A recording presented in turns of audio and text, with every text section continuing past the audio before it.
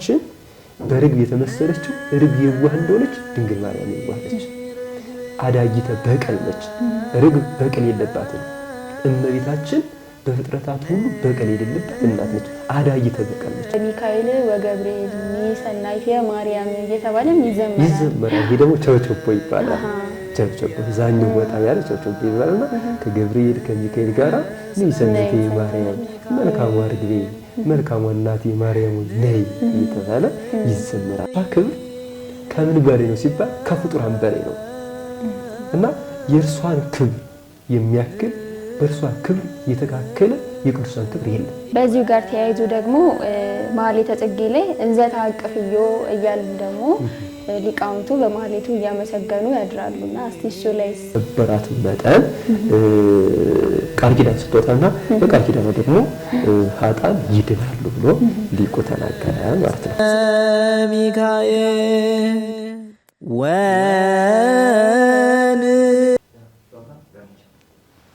ሰላም ጤና ይስጥልኝ ውድ የአራራይ ሚዲያ ቤተሰቦች እንዴት ናችሁ? ዛሬ መምህር ብርሃነ ሕይወት መጋቢ አዲስ መምህር ብርሃነ ሕይወትን ጋብዤላችኋለሁ። በጽጌ በማህሌተ ጽጌ ዙሪያ ሰፊ ማብራሪያ ይሰጡናል። እንኳን ደህና መጡ መምህር ብርሃነ። እንኳን ደህና ቆያችኝ። እግዚአብሔር ይመስገን። እንኳን ደህና ቆዩ። ጾም እንዴት ነበር? እንዴት ነው? እግዚአብሔር ይመስገን። አገልግሎቱም ማህሌቱም በጣም ደስ የሚል ነው። እግዚአብሔር ይመስገን። እንግዲህ ያው ቀድሜ እንደተናገርኩት በማህሌተ ጽጌ ዙሪያ አጠር ያለሽ ማብራሪያ ገለጻም ሊሆን ይችላል እንደዚህ አይነት ቆይታ እናደርጋለን። እሺ በመጀመሪያ ማህሌተ ጽጌ ስንጀምር በከመይቤ መጽሐፍ ማዕከለ ፈጣሪ ወፍጡራን የሚል እናገኛለን። እስቲ እዚህ ላይ የእርስዎ ማብራሪያ ይስጡን። እሺ በከመይቤ መጽሐፍ ማዕከለ ፈጣሪ ወፍጡራን መጽሐፍ እንዳለ በፍጡራንና በፈጣሪ መካከል ለእረፍት ዘኮንኪ ትምህርተ ኪዳን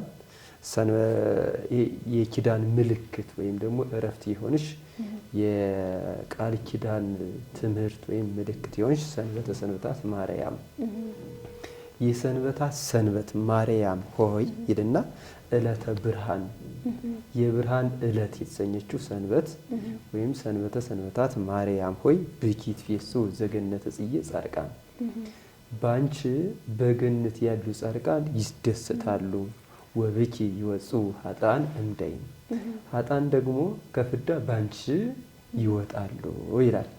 ትርጉሙ ይሄ ነው። አሁን እዚህ ላይ ባጭሩ ልናብራራው ወይም ደግሞ ልንመለከተው የምንችለው ምንድነው? በፍጡርና በፈጣሪ መካከል የሚለውን እሱ እናያለን። ከዛ ሰንበተ ሰንበታት የሚለውን እናያለን። ከዛ በገነት ያሉ ጻድቃን ይደሰታሉ የሚለውን እናያለን። ከዛ ደግሞ ኃጥአን ባንቺ ከፍዳ ይድናሉ የሚለውን እናያለን ማለት ነው። አሁን በፍጡርና በፈጣሪ መካከል ያለች መሰላል ድንግል ማርያም ናት። ለምን ሲባል መልዕልተ ፍጡራን መትተ ፈጣሪ ነች። ስለዚህ በፍጡራንና በፈጣሪ መካከል መሰላላችን ድንግል ማርያም ናት። ይሄ ማለት ምንድነው? ጸሎታችን የሚያርግባት የኛ ጸሎት ወደ ፈጣሪ ያርጋል። የእግዚአብሔር ቸርነት ደግሞ ወደኛ በእርሱ አድርጎ ይመጣል ማለት ነው። ለምን ሲባል ከፍጥረታት የተለየች ለእግዚአብሔር የቀረበች ፍጥረት ድንግል ማርያም ስለሆነች ማለት ነው። ለዛም ነው መልዕልተ ፍጡራን የምንላት ማለት ነው። ይህም ብቻ ሳይሆን የስሟ ትርጓሜ በራሱ የሚያሳየን ይሄን ነው። ማርያም ማለት ተላኪተ እግዚአብሔር ወሰብ በሰውና በእግዚአብሔር መካከል የምትላክ ናት ማለት ነው። የእግዚአብሔር ምሕረት ወደ ሰው የምታመጣ የሰውን ልመና ደግሞ ወደ እግዚአብሔር የምታሳርግ ማለት ነው። ይቀጥልና ማርያም ማለት ደግሞ ይልና ሊቁ ሲተረጎመው መርህ ለመንግስተ ሰማያት መንግስተ ሰማያት መርታ የምታስገባ ናት። በምኗ በአማላጅነቷ በቃል ኪዳኗ ብለው ተርጉሞልና በፍጡራንና በፈጣሪ መካከል ያለች መሰላል ድንግል ማርያም ናት። በፍጡራንና በፈጣሪ መካከል ያለች ድልድይ ድንግል ማርያም ናትና በፍጡራንና በፈጣሪ መካከል ያለች መሰላል እንደሆነ ሲያጠይቅ ሊቁ ምን አለ? በከመይቤ መጽሐፍ ማዕከለ ፈጣሪ ወፍጡራን በፍጡራንና በፈጣሪ መካከል እረፍት የሆንሽ ሰንበተ ሰንበታት ማርያም የሰንበት ሰንበት ማርያም ሆይ አንቺ የድህነት የቃል ኪዳን ድህነት የተገኘብሽ ምልክት ነሽ አለ። ለ5500 ዘመን ነቢያት ይጠብቋት የነበረችው የድህነታችን መሰላል የዘሩት አዝመራ የታጨደባት ገራይት እሷ ስለሆነች አዳም ከገነት ሲሰደድ ተስፋ አድርጓት ስንቅ አድርጓት ይሰደድ እሷን ስለሆነ የቃል ኪዳን ለአባቶቻችን እግዚአብሔር የገባላቸውን ቃል ኪዳን እርሱን ያገኙት የት ላይ ነው ሲባል እመቤታችን ክርስቶስን ጸንሳ በድንግልና ስትወልድ ነውና ትምህርተ ኪዳን ደግሞ እንትና ሰንበተ ሰንበታት ሰንበት ለምን አላት የሚለው ደግሞ እሱን ስናይ ደግሞ ዕለተ እሑድን የሰንበት ሰንበት ይላታል። ከዚያ ግን ባሻገር ደግሞ እመቤታችንን የሰንበት ሰንበት ይላታል። ያችኛይቱ ሰንበት እረፍተ ሥጋ ተገኝቶባታል። እግዚአብሔር ዓለሙን ፈጠረ። ከፈጠረ በኋላ ዕለተ ቀዳሚት ላይ አረፈ ይላል። በባህሪው እረፍት ኑሮበት አይደለም፣ ግን ሕግን እየሰራ ነው። ከዛ አመሳቢት ላይ ያችን ሰባተኛዋን ቀን እንዳረፈባት ያቺ ሰባተኛዋ ቀን የእመቤታችን ምሳሌ ነች። ያቺ ሰባተኛዋ ቀን እረፍተ ሥጋ እንደተገኘባት እመቤታችን እረፍተ ነፍስ ተገኝቶባታል ማለት ነው። ለዓለም መድኅን ክርስቶስ እረፍተ ሥጋን አደረገባት ማለት በሰው ቋንቋ አገላለጽ ማለት ነው። ያቺ ሰንበት እረፍተ ሥጋ እንደተገኘባት ድንግል ማርያም ደግሞ እረፍተ ነፍስ ተገኘባት ማለት ነው። እና ሊቁ እንዲያውም ምንድነው እምኩሎን ዕለት ሰንበተ አክበረ ከዕለታት ሁሉ ሰንበትን አከበረ ይልና ወእምኩሎን አንስት ማርያም አፍቀረ ከሴቶች ለይቶ ደግሞ ድንግል ማርያምን መረጠ ለምን ማደሪያው ትሆን ዘንድ ብሎ ነገረን ማለት ነው። ስለዚህ ሊቁ ምን አለ? ሰንበተ ሰንበታት ማርያም የሰንበት ሰንበት ነሽ አለ። ሌላው እዛች በሰንበት አራቱ ባህሪያት ተገኝተዋል። በዕለተ እሑድ ማለት ነው። አራቱ ባህሪያት ተገኝተዋል። ውሃ፣ ነፋስ፣ መሬት፣ እሳት ተገኝተዋል። ያቺ እነዚህን አራቱን ባህሪያት እንዳስገኘች የነዚህ ፈጣሪ ደግሞ የሆነው ክርስቶስ ደግሞ ከድንግል ማርያም ተገኝተዋል። እና እያንዳንዱ አራቱ ባህሪያት ትርጓሜ ያላቸው ግን ሰዓት ስለማይኖር ሌላ ቀን እናየዋለን ማለት ነው። ከዛ ይቀጥልና ወማነው ብኪት ፊየሱ ዘገነተ ጽዬ ጻድቃን በገነት ያሉ ጻድቃን ባንቺ ይደሰታሉ አለ። ይህንን በጣም ረዝም ታሪክ አለው። አንጢላሪዮስ የሚባል ማነው ጢባሪዮስ የሚባል ገናና ንጉስ ነበርና ከገናነቱ የተነሳ ይህንን ዓለም ቀጥቅጦ ገዝቶት ይኖራል። ከዛ በኋላ ልጅ ነበረው፣ ሞተበት። ባለቤቱ ሐዘን ሲጸናበት አንድ ምክር ብመክርህ አለችው። እሺ ምንድነው አላት። ከጌታችን መቃብር ይህን ልጃችን ወስደን ብንጥለው ይነሳልናል አለችው። ከዛ ወስደው ልጃቸውን ጣሉት። ተነስቶ መጣላቸው። ሁለተኛ ምክር ልምከርህ አለችው። እሺ ምንድነው ምከሪኝ አላት። እመቤታችን በቤተ ዮሐንስ አለች። ስለዚህ እርሷን ልጇን ቀንተው ተመቂተው የገደሉት አይሁድ ቢያገኙ እሷንም እንዲሁ ያደርጓታል፣ ወደ ቤታችን እናምጣት አለችው። ደስተኛ ሆኖ ወደ ቤቱ ሊያመጣት መልእክተኛ ላከ። ያን ጊዜ ክርስቶስ የእሷን ተድላ ሥጋውን አይሻም፣ ተድላ ነፍሷን ነውና ዮሐንስ ቤት በነበረችበት ሰዓት መልአኩ ወደ ገነት አሳረጋት። ከዛ ዮሐንስን ሄደው ጠየቁት። የለችም አላቸው። ንጉስ አምጡልን ብሎ ነበር ሲሉት ደግሞ የበለጠ ንጉስ ወስዷታል አላቸው። ንጉስ ካላመጣችሁ ከፍዬ አንገታችሁን ዝቅ ብዬ ባታችሁን ቆርጣችኋለሁ ብሎናል፣ ምን እናድርግ አሉት። አይ ሂዱ፣ እኔ ከቤት ቀድሚያችሁ ደርሳለሁ አላቸው። ከዛ የመንፈቅ ጎዳና ተጉዘው ከሄዱ በኋላ በሚደርሱበት ጊዜ ዮሐንስ በደመና ተነጥቆ ሄደ።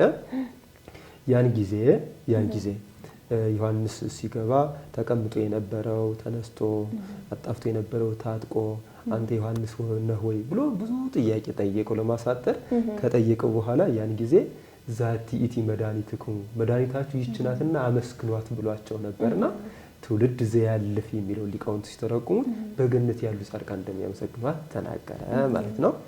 ወብኪ ይወጽኡ ኃጥአንም እንደይን የሚለው ደግሞ ኃጥአን ደግሞ ከፍዳ ይድኑብሻል ባንቺ። የመጀመሪያው ለ5500 ዘመን በግራ አጋንንት ተጠቅጥቀን በመንጸፈ ደይን ወርቀን ስንኖር ከዛ እንድንወጣ ምክንያት የሆነችን ድንግል ማርያም ናት። ከዛ እንድንወጣ ምክንያት የሆነችን ድንግል ማርያም ናት። ምክንያቱም ክርስቶስን በቱም ድንግልና ጸንሳ በቱም ድንግልና ወለደችልን። እሱን ወልዳ ስትሰጠን ከፍዳ ለመዳናችን ምክንያት ሆነች።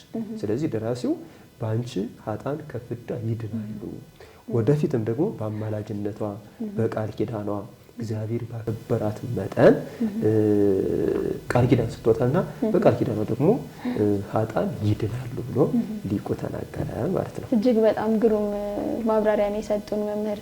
በዚሁ ጋር ተያይዞ ደግሞ ማህሌተ ጽጌ ላይ እንዘ ተአቅፍዮ እያልን ደግሞ ሊቃውንቱ በማህሌቱ እያመሰገኑ ያድራሉና እስቲ እሱ ላይስ እንዴት ነው ማብራሪያውን ይስጡ? ይህ በጣም ደግሞ የሚደንቅ ነው። እንዘ ተአቅፍዮ ለሕፃንኪ ጽጌ ጻዳ ወቀይሕ ነጭ አበባ እና ቀይ አበባ የተባለ ልጅሽን ታቅፈሽ አመ ቤተ መቅደስ ቦይኪ በዕለተ ተአምር ወንጽ በንጽህና በታምር ቀን ወደ ቤተ መቅደስ እንደገባሽ ንኢ ርግብየ ትናዝዝኒ እምላክ ከሐዘን ታረጋጊን ዘንድ መልካሟ ርግቤ ማርያም ሆይ ነይ ወንኢ ሰናይቴ ምስለ ገብርኤል ፍሱፍ ደስተኛ ከሆነው ከገብርኤል ጋር መልካሟ ርግቤ ነይ ወሚካኤል ከማኪ ርሩህ እንዳንቺ ርሩህ ከሆነው ከሚካኤል ጋር ነይ ይላል ሙሉ ቃሉ። እዚህ ላይ ደግሞ ምን እናያለን? የመጀመሪያው ነጭ አበባና ቀይ አበባ የሚለው፣ ሁለተኛ ደግሞ በቤተ መቅደስ የተደረገው ተአምር፣ ከዛ ደግሞ መልካሟ ርግብ፣ ከዛ ፍሱ የሆነ ገብርኤል፣ ከዛ ደግሞ ርሩህ የሆነ ሚካኤል የሚል ሐሳብ አንስቶልናልና የመጀመሪያው ክርስቶስ ልጇን ነጭ አበባ ቀይ አበባ ይሉታል መጻሕፍት። ማህሌት ላይ የሚሰጠው አበባ ለዛ ነው ማለት ለዛ ነው። አሁን ነጭ አበባና ቀይ አበባ ይመጣል። ለምንድን ነው የሚሰጠው ከተባለ ነጭ አበባ ለምን ተባለ? ጻዳ በመለኮቱ ነጭ ነው። አሁን በመለኮቱ ጻዳ መሆኑን ስናመለክት ነጭ አበባ ወደ ቤተ ክርስቲያን ይመጣል ማለት ነው። ይህንን በመጽሐፍ ቅዱስ ስናየው የመጀመሪያ የማቴዎስ ወንጌል ምዕራፍ 17 ላይ ጌታችን መድኃኒታችን ክርስቶስ ፊቱ እንደ ፀሐይ አበራ፣ ልብሱም ደግሞ እንደ በረዶ ነጭ ሆነ ይላል። ነጭ ሆነ ይላል እና ይህንን ሊቃውንቱ በጣም ይተረጉሙታልና እንደ ፀሐይ ማብራቱ የፀሐይ ጌታ እኔ ነኝ ሲል ነው። ልብሱ ደግሞ እንደ በረዶ ነጭ መሆኑ ደግሞ ንጹሐ ባሕሪ ነኝ ሲል ብለው ተርጉሙታልና ንጹሐ ባሕሪ ነው ስንል ነጭ አበባ ይዘን እንታያለን ማለት ነው። ይህም ብቻ ሳይሆን ጌታችን መድኃኒታችን ኢየሱስ ክርስቶስ ባህሪው እስመ ንጹሕ ጠባያቱ ለእግዚአብሔር ዘእንበለ ነውር፣ ያለ ነውር ያለ ነቀፋ ያለ ኃጢአት የእግዚአብሔር ባሕሪ ንጹሕ ነው ይላል እና እንደውም ሊቃውንቱ ይህንን ሲያብራሩት የሰው ባህሪ ሁለት ነው። እንዴት? ነጭም ማነው ቀይ ቀለምም ማነው ኃጢአትም ጽድቅም ይስማማዋል። ለምሳሌ ያህል ለነጭ ልብስ ጥቁር ቀለም ቀይ ቀለም እንደሚስማማው ሁሉ ለሰው ባህሪም ኃጢአትም ጽድቅም ይስማማዋል። ለእግዚአብሔር ባህሪ ግን ጽድቅ እንጂ ኃጢአት አይስማማውም። ልክ እንደ ምንድን ነው የሚለው ሊቃውንት ሲተረጉሙት ለምሳሌ ለእሳት ባህሪ ሙቀት እንጂ ቁረት አይስማማውም። ለውሃ ባህሪም ቁረት እንጂ ሙቀት አይስማማውም። ለውሃ ባህሪ ቁረት እንጂ ሙቀት እንደማይስማማው፣ ለእሳት ባህሪ ሙቀት እንጂ ቁረት እንደማይስማማው ለእግዚአብሔር ባህሪም ንጽህና እንጂ ኃጢአት አይስማማው። ስለዚህ በባህሪህ ንጹህ ነህ ስንል ነጭ አበባ ይዘን ወደ ቤተ መቅደስ እንሄዳለን ማለት ነው። ቀይ አበባ መያዛችን ደግሞ ወቀይ በትፍሲቱ ደግሞ ቀይ ነው ይባላል። ምክንያቱም ከመቤታችን በነሳው ስጋ ቀይ አበባ እንለዋለን። ለዚያም ነው አሁን ቀይ አበባን ነጭ አበባን ስናስብ ክርስቶስን እናስባለን፣ ወይም ደግሞ እሱን ስናይ ክርስቶስን እናስባለን። ቀራንዮ ላይ ስንመለከት ክርስቶስ በደም የታለለበት ዕለት ነው። ያንን አስተውሰን ነው ቀይ አበባ በደሙ ይመሰላል፣ በለበሰው ስጋ ይመሰላል። ለዚያ እኮ ነው ይሄው ደራሲ ማለት ነው።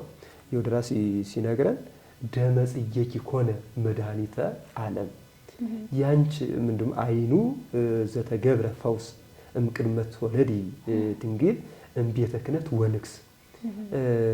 ድንግል ሆይ አንቺ ከቤተ ክህነትና ከቤተ መንግስት ከመወለድሽ በፊት ምን አይነት ታምር ተደረገ ይልና መድኃኒተ ዓለም ኮነ ደመ ጽጌኪ ክርስቶስ፣ የአበማን ጽጌ የተሰኘ ልጅሽ በእርሱ ደም በክርስቶስ ደም ዓለም ዳነ ብሎ የሚናገረው እና ሰው መሆኑን ቀራንዮ ላይ ቅዱስ ሥጋውን ክቡር ደሙን ማፍሰሱን ስናይ ሰውነቱ ተገርፎ አጥንቱ እስኪቆጠር ድረስ ነው። እንደውም ኢሳይያስ እንወደው ዘንድ ደም ግባቱ ወዴት አለ ነው ብሎ ይነገራል።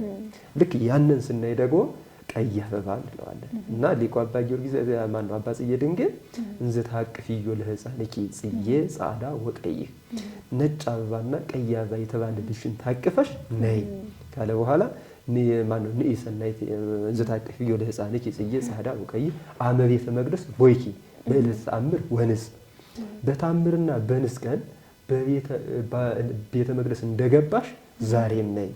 እመቤታችን ተአምር ወንጽ የተባለችው ዕለት መቼ ዕለት ናት ስትባል ክርስቶስ በተወለደ በ40 ቀኑ ወደ ቤተ መቅደስ የገባባት ስምዖንን አግኝቶ ስምዖን ክርስቶስን የታቀፈባት ዕለት ያቺ የተአምር ቀን ትባላለች። የተአምር ዕለት ትባላለች። ለምን ተአምር ተባለች? አንደኛ ስምዖን የታደሰባት ዕለት ነች። ሁለተኛ ደግሞ ክርስቶስ ወደ ቤተ መቅደስ በኦሪቱ ሕግ መሰረት በ40 ቀን ርግብ ሐኖስ ወደ ቤተ መቅደስ ይገባል። ክርስቶስም በዚያ ሕግ መሰረት ሕግ ሰሪም ነው፣ ሕግ ፈጻሚም ነው። በለበሰው ሥጋ ሕግ ፈጽሟል። በአምላክነቱ ደግሞ ሕግን ሰርቷል። ስለዚህ ያንን ሕግ ይፈጽም ዘንድ ወደ ቤተ መቅደስ ሄደ። ስምዖን ተቀበለው። ስምዖን ያኔ አረጋዊ ነበረ። አረጋዊ የነበረው ስምዖን ታደሰ። ስለዚህ ያቺ የታደሰባት ዕለት ስለሆነች የተአምር ቀን ትባላለች። ያኔ ወደ ቤተ መቅደስ እንደገባች ዛሬም ልሽን ታቅፈሽ ወደ ቤተ መቅደስ ነይ። ከዛ ንኢ ርግቤ ትናዝዝኒ እምላ ከሐዘን ከልቅሶ ታረጋጊኝ ዘንድ መልካሟ ርግቤ ነይ ያለ። አሁን ለምን ርግብ አላት? ሌሎች አዕዋፋት አሉ። ለምን አላት ሲባል ቅዱስ ያሬድ ርግቤ ይቤላ በእንተ የዋሃታ ወሰናይት ይቤላ በእንተ አርሞታ። ርግቤ ያላት ስለ የዋህነቷ ነው። ደግሞ ወሰናይት ይቤላ በእንተ አርሞታ ስለ ዝምቷ ደግሞ ሰናይት አላት ይላል። ርግብ የዋህ ነች። ድንግል ማርያም የዋህ ነች። ርግብ በኖህ ዘመን ማያይህ ጎደለ ብላ ምልክት የማያይህ መጉደሉ ምልክት ቄጠማን ይዛ ተገኝታለች። እመቤታችን ማየ መርገም ጠፋ ማየ ኃጢአት ጠፋ ስትል በቄጠማ የተመሰለ ክርስቶስን ዛለም ተገኝታለች። ርግበ ዳዊት ይላታል እመቤታችንን። ርግበ ሰሎሞን ይላታል እመቤታችንን። ርግበ አዲስ ጊዮርጊስ መስተጋድ ይላታል እመቤታችን። እና ከዚህ አንጻር ከሌሎቹ አዕዋፋት ለይቶ መልካም ርግብ ብሎ ታላቁ ሊቅ በርግብ መስሎ ነገራል ማለት ነው። ዳግሚት ሔዋንም ትባላለች ከዚሁ ጋር። አዎ ትባላለች እመቤታችን ርግብ። በነገራችን ላይ ርግብ ይላሉ አባቶቻችን እና በኖህ ዘመን አንደኛ ኖህን አብስራለች። ሁለተኛ ደግሞ አባቶቻችን ሲናገሩ ከይውና የተነሳ ከዘንዶ አፍ ገብታ የወጣች ነች። ዘንዶውን ቤት ዋሻ መስሏት እዛ ገብታ ዘንዶም ደግሞ ብልህ ስለነበረ እንዳይበላት ኖህ አስወጥቶ ይጥለኛል ብሎ ተዋት። እሷን በይውህኗ ከዘንዶ አፍ ገብታ ወጣች። ለዚያ ነው በማቴዎስ ወንጌል እንደ ርግብ የዋህ ሆኖ እንደ እባብ ደግሞ ብልህ ሆኖ የተባለው ማለት ነው። አሁን ርግብ ብቻ መሆን አያስፈልግም። በዚህ ዘመን እንደ እባብ ብልህ መሆን ያስፈልጋል ማለት ነው። ብልህነትን ከርግብነት ርግብነትን ከብልህነት አድርጎ አዋህዶ መያዝ ይገባል በዚህ ዘመን። እና እመቤታችን በርግብ የተመሰለችው ርግብ የዋህ እንደሆነች ድንግል ማርያም የዋህ ነች። አዳጊተ በቀል ነች። ርግብ በቀል የለባትም።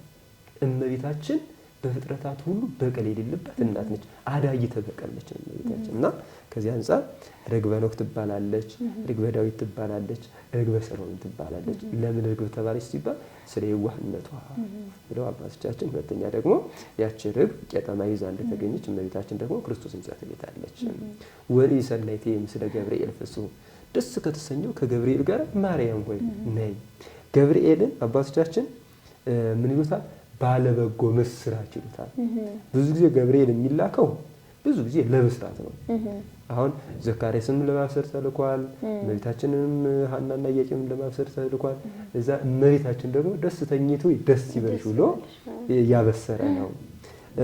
እና አባቶቻችን መተርጎማን ላይ ሲተረጉም ባለበጎ ምስራች ለምን አሉት የሚለውን ሲተረጉሙት ክፉ ወሬ የያዘ ሰው ከሆነ ይላሉ ፊቱ ጠቁሮ ራሱን ፀጉሩን ተላጭቶ ተከፍቶ ነው የሚመጣው። በጎ ወሬ የያዘ ሰው ከሆነ ደግሞ ፊቱ አብርቶ ሸማ ነጫጭ ለብሶ ደስተኛ ሆኖ ነው የሚመጣው። ቅዱስ ገብርኤልም የያዘው ዜና መልካም ዜና ነበርና ባለበጎ ምስራች ተባለ። መልካም ዜናው ደግሞ ክርስቶስን ትጸንሻለሽ፣ ክርስቶስን ትወልጃለሽ ነውና ገብርኤልን ባለበጎ ምስራች ብለው ሊቃውንቱ ይተረጉሙታል ማለት ነው። ወሚካኤል ከማኪ ርኅሩኅ እንዳንቺ ቸር ከሆነው ከሚካኤል ጋር ደግሞ እመቤታችን ርኅሪት ናት። ለኃጥአንም ለጻድቃንም የምታስብ የምትራራ እናት ናት። አይምሮ ግዛት ላለው ፍጥረት ብቻ አይደለም፣ አይምሮ ግዛት ለሌላቸው ፍጥረታት ሳይቀር የምታስብ እናት።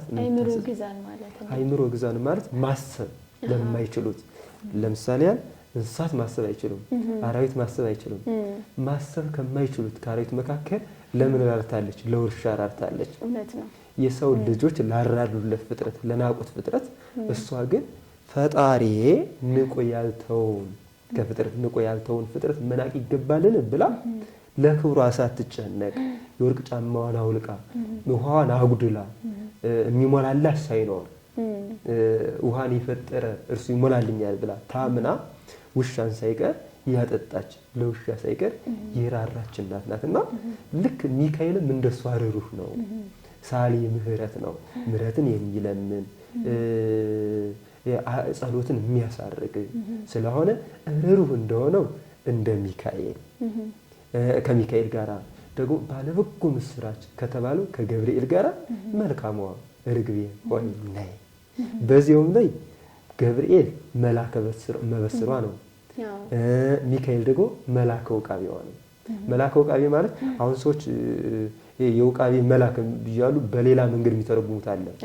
መልአከ ውቃቤ ማለት ጠባቂ መልአክ ማለት ነው። ጠባቂ መልአክ ነው። የእመቤታችን ጠባቂዋ መልአክ ማለት ነው ሚካኤል ነው። አብሳሪዋ መልአክ ደግሞ ገብርኤል ነው። በዚህም ላይ ካበሰረች ከገብርኤል ጠባቂ እስከሆነ ከሚካኤል ጋር ወደኛ ነይ ብለው አባቶቻችን ሌሊቱን በማህሌት ሲዘምሩ ሲጸልዩ ያድራሉ ማለት ነው። ከዚህ ጋርም ያው ምስለ ሚካኤል ወገብርኤል ሰናይት ማርያም እየተባለም ይዘመራል። ይሄ ደግሞ ቸብቸቦ ይባላል። ቸብቸቦ ዛኛው ወጣ ያለ ቸብቸቦ ይባላልና ከገብርኤል ከሚካኤል ጋራ ሰናይት ማርያም መልካሟ ርግቤ መልካሟ እናቴ ማርያም ነይ እየተባለ ይዘመራል። በጣም የሚገርም ግሩም ነው። እንግዲህ የማህሌቱን ነገር አንስተን አንጨርሰውም መቼም። ያው ማህሌተ ጽጌ ላይ ክበበ ጌራ ወርቅ ጽሩይ ይባላል። እሱስ እንዴት ነው? ይሄ ደግሞ በጣም የሚደንቅ ነው። ክበበ ጌራ ወርቅ ጽሩይ እምዕንቆ ባህሪ ዘይሃጡ ባህሪ ከሚባል እንቁ የበለጠ ክብር ያለሽ እመቤታችን አክሊለ ማነው? ክበበ ጌራ ወርቅ ጽሩይ እምዕንቆ ባህሪ ዘይሃጡ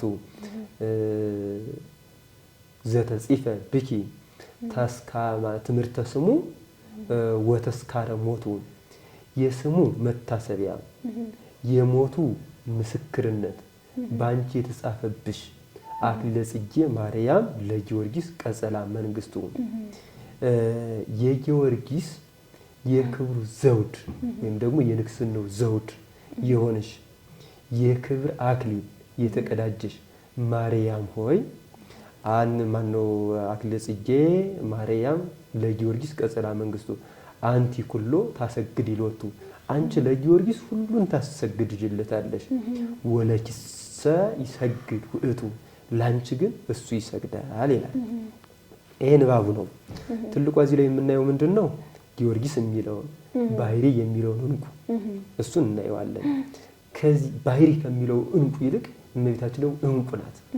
ይሄ ባህሪ የሚባለው እንቁ ምን አይነት እንቁ ነው ከተባለ መገኘው ከርበዴል ወይም ከርበዴን ወይም ኦፈ ብርጋና የምትባል ኦፍ አለች። የምትኖረው ባህር ውስጥ ነው። ባህር ውስጥ ትኖርና ጧት ወጣ ይሄ የጧቱን ውርጩን እሱን ትልሳለች።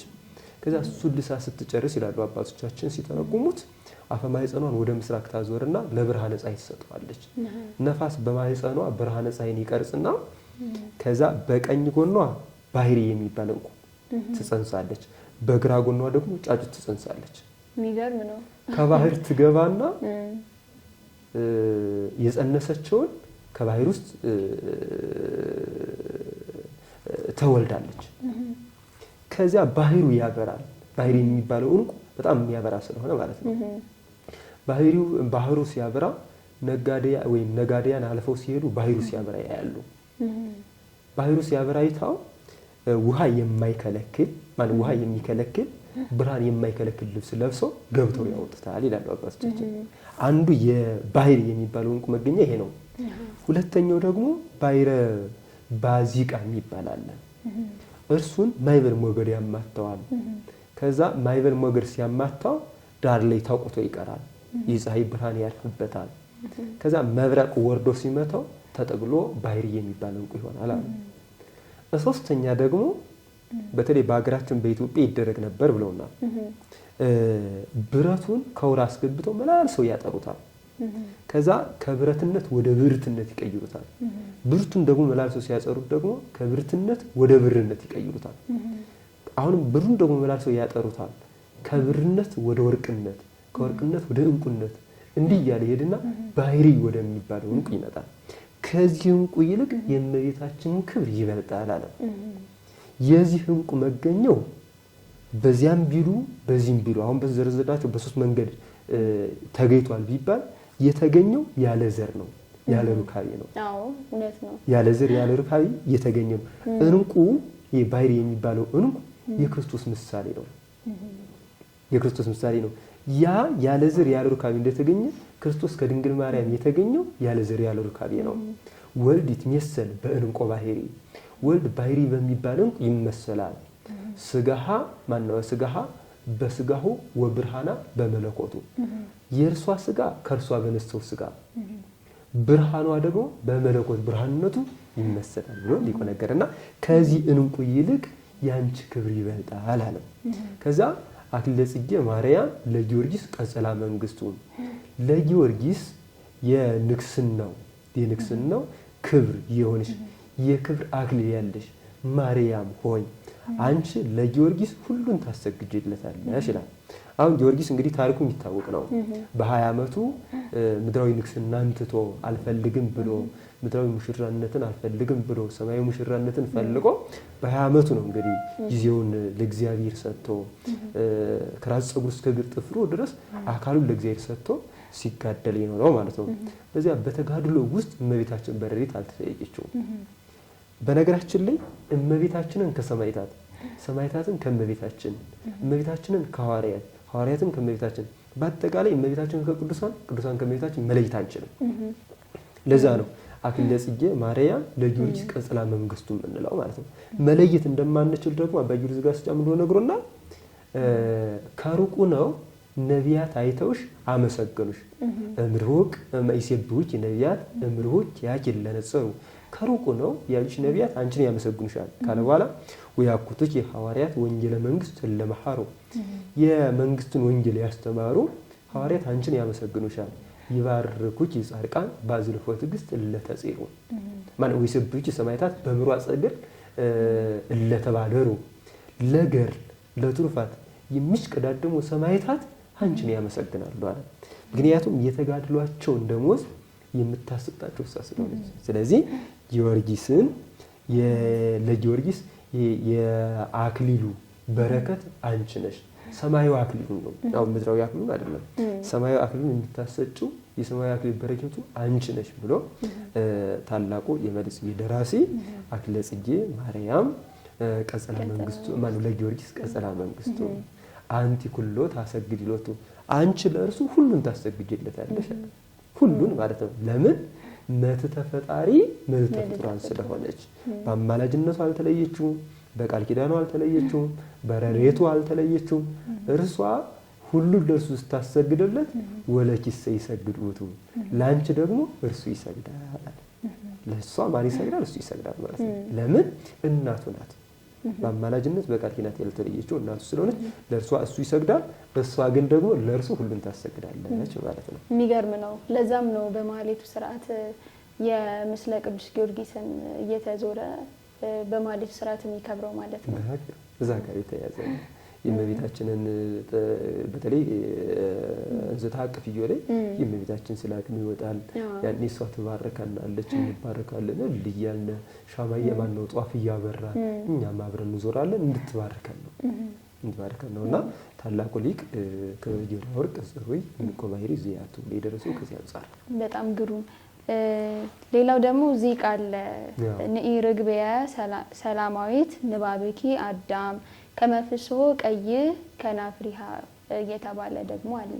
እሱንስ ይሄ ደግሞ ከመልኩ ጋራ ሊሄድ የሚችለውን አባቶቻችን ይሰሩልን ስርዓት ነው እና ርግብየ ሰላማዊት ሰላም ያለሽ የሰላም እናት መልካሟ ርግብየ ሆይ ነይ ካለ በኋላ ንባብኪ አዳም ንግግርሽ ያማረ ነው። አንድ ቀን ከአንደበቷ ከእመቤታችን አንደበት ማለት ነው ሰውን የሚያስቀይም ንግግር ተሰምቶ ያውቃል። አሁን የእመቤታችን እንግዲህ እንደው ህይወቷን ስናየው በአንድም በሌላም እንግዲህ መከራ ተቀብላለች። ገና ከሕፃንነቷ ጀምራ በቤተ መቅደስ ሳለች ነው እንግዲህ አይሁድ ይቀኑባት የነበረ።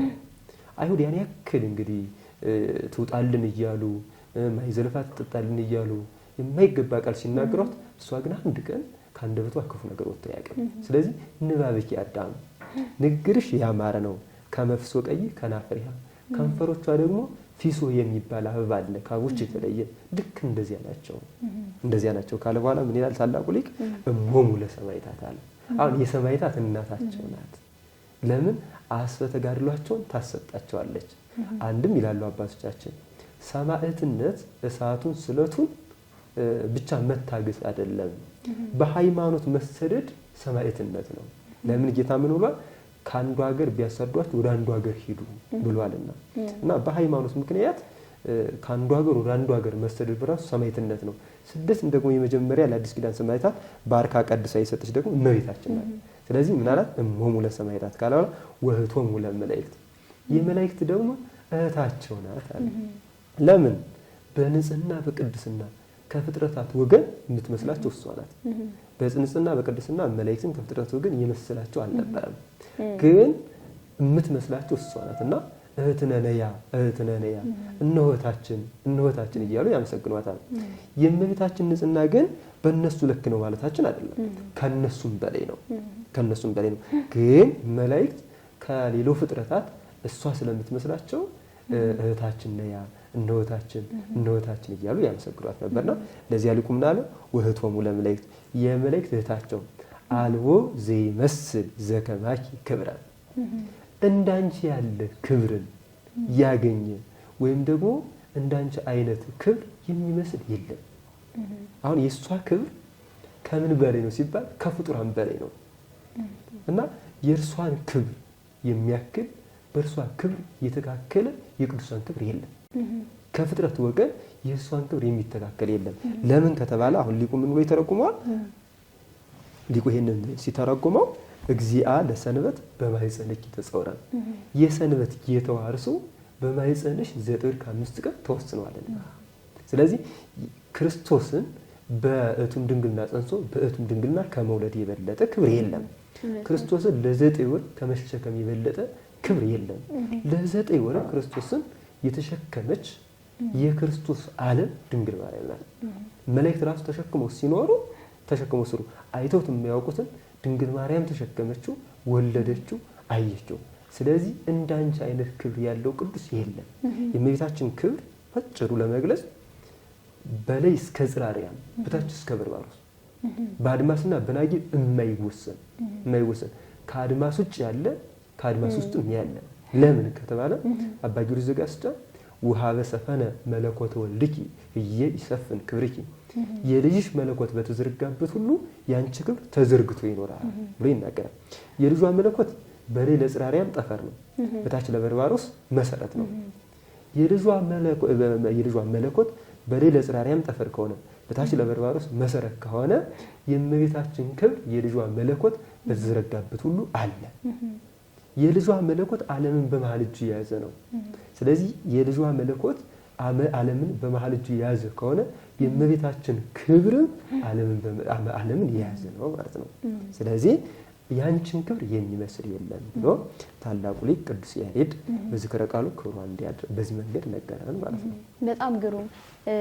ሌላው ደግሞ ሰቆቃወ ድንግል ላይ ኢየሱስ ስዱስ ተስፋሆሙ ለስዱዳን የሚል እናገኛለን። እርሱስ እንዴት ነው? ይሄ ደግሞ የሚደንቀው ምንድነው? ኢየሱስ ስዱድ ተስፋሆሙ ለስዱዳን የስደተኞች ተስፋ ኢየሱስ ክርስቶስ ስደተኛ ክርስቶስ ወይም ኢየሱስ ግፉ ምስካየ ግፉዓን ለተገፉት መጠጊያ ጋሻ አምባ የሚሆን የተገፋ ኢየሱስ ክርስቶስ ይላል። ይህንን ካለ በኋላ እግዚአብሔር ማህደር ዘአልቦ ከመ ነዳያን እንደ ነዳያን እግዚአብሔር ማህደር የሌለው ሆነ። እግዚአብሔር ያልነው ኢየሱስ ክርስቶስን ነው። ኢየሱስ ነግደ ወፈላሴ እንዘ ውእቱ ሕፃን ሕፃን ሲሆን ክርስቶስ ተሰዳጅን ሆነ። ወልደ አብ ፍቁር በኀበ ሰብእ ምኑን በአብ ዘንድ የተወደደ በሰው ዘንድ ግን ተናቀ። መኃለየ ብካይ ኮነኒ ዘእሙ ሐዘን የእናቱ ሐዘን ልቅሶን ሆነኝ ይላል። አሁን እዚህ ላይ የምናየው የመጀመሪያው ኢየሱስ ስዱስ ተስፋሆሙ ለስደት የስደተኞች ተስፋቸው የሆነ ክርስቶስ መሰደዱን ኢየሱስ ግፉ ምስካየ ግፉዓን የተገፉት ሰዎች ወይም ለተገፉት ሰዎች አምባ መጠጊያ የሚሆነው ክርስቶስ መገፋቱን ከዚያ እግዚአብሔር ማህደር ዘአልቦ ከመ ነዳያን እንደ ነዳያን ማደሪያ የሌለው መሆኑን ከዚያ ይቀጥልና ሊቁ ምንድነው የሚለው ደራሲው ዘአልቦ ማህደር ከመ ነዳያን ካልባል ኢየሱስ ነግደ ወፈላሴ እንዘ ውእቱ ሕፃን ሲሆን ደግሞ አሁንም ተሰዳጅን መሆኑ ሕፃን ሲሆን ከዚያ ወልደ አብ ፍቁር በኀበ ሰብእ ምኑን በአባቱ የተወደደ ሲሆን ደግሞ በኀበ ሰብእ ምኑን የተባሉ እነማን ናቸው? እነ ሄሮድስ ናቸው። በእነ ሄሮድስ ዘንድ ደግሞ የተናቀ መሆኑ ከዚያ ይቀጥልና መኃልየ ብካይ ኮነኒ ዘእሙ ሐዘን የእናቱ ልቅሶ ደግሞ የእናቱ ሐዘን ደግሞ ለእኔ ልቅሶ ነው ሆነኝ ይላል። እዚህ ላይ አሁን የክርስቶስ መሰደዱ ለምንድን ነው ሲባል በስደቱ ስደታችን ይመልስ ዘንድ፣ የክርስቶስ መገፋቱ ለምንድን ነው ሲባል እርሱ ተገፍቶ የኛን መገፋታችን ይመልስልን ዘንድ። ስደቱ ካሳችን ነው፣ መገፋቱ ካሳችን ነው። ቤት እንደሌለው በረሃ ለበረሃ ከእናቱ ጋር መሰደዱ ደግሞ ሰማያዊ ቤታችን የቀድሞውን ቤታችን ይመልስልን ዘንድ ለቀድሞ ቤታችን እየካሰልን ነው። ስለዚህ ቤዛ የምንለው ከየት ጀምር ነው ከተባለ ከማኅፀን ጀምሮ ነው። እያንዳንዱ ከማኅፀን ጀምሮ ክርስቶስ ያደረጋቸው ስራዎች ወይም የሰራቸው ስራዎች ቤዛ ናቸው፣ ካሳ ናቸው። ስለዚህ ለስደተኞች ተስፋ የሆነው ክርስቶስ ተሰደደ። የመጀመሪያው ስደተኛ ማን ነው? አዳም ነው። አዳም ከገነት ተሰደደ። አዳም ከገነት ሲሰደድ ክርስቶስ ደግሞ ከሲኦል ወደ ግብጽ ተሰደደ ማለት ነው። ለምን?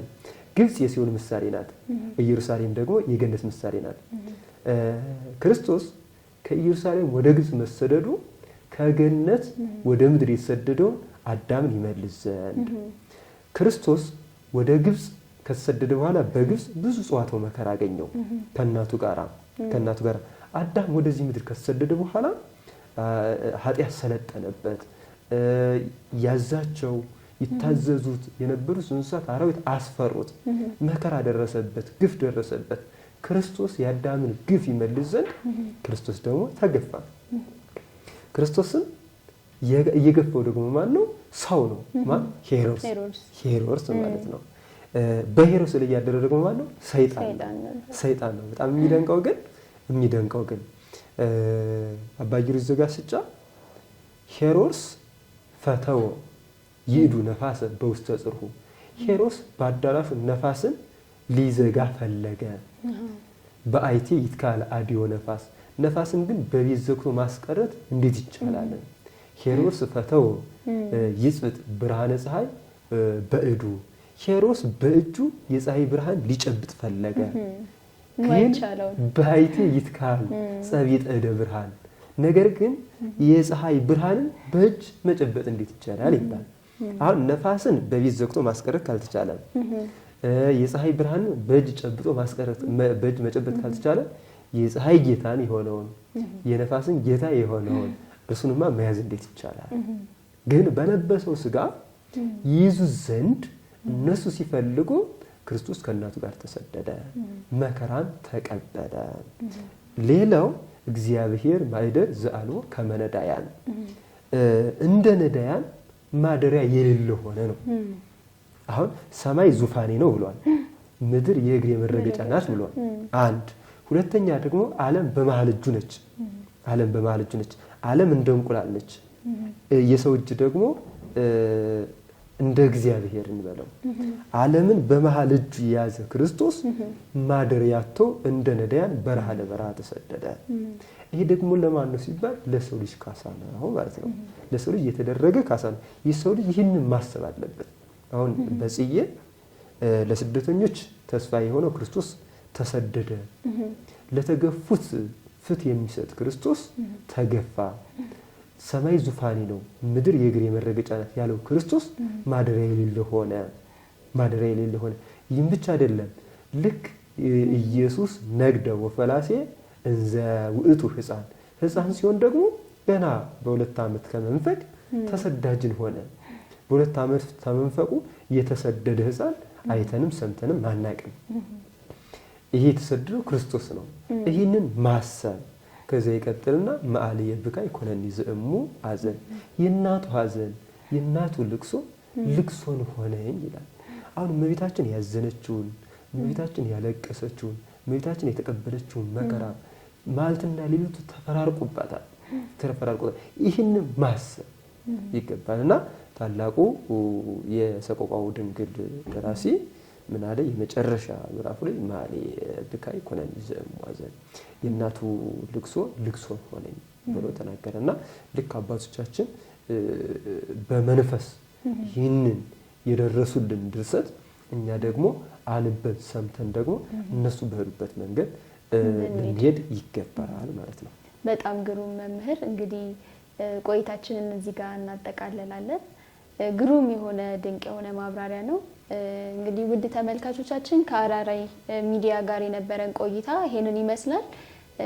በማህሌቱ እየታደማችሁ ስርዓተ ጽጌ እንዲህ ባለ የትርጓሜ እውቀት ባላቸው ሊቃውንት እንደነ መጋቢ ሐዲስ መምህር ብርሃነ ሕይወት በላይ ጋር ጥሩ ቆይታ አድርገናል። እየገባችሁ ዩቲዩብ ቻናላችን ላይ ማህሌተ ጽጌ ስርዓቱ ምን እንደሚመስል እያንዳንዱን ነገር በማየትና በመረዳት እናንተም ደግሞ የቻናላችን ቤተሰብ በመሆን ሰብስክራይብ በማድረግ ለወዳጅ ዘመዶቻችሁ ደግሞ ሼር እያደረጋችሁ እንዲሁም ልዩ ሀሳቦቻችሁን ኮሜንት ላይ በመጻፍ እገዛችሁን አይለየን እንላለን።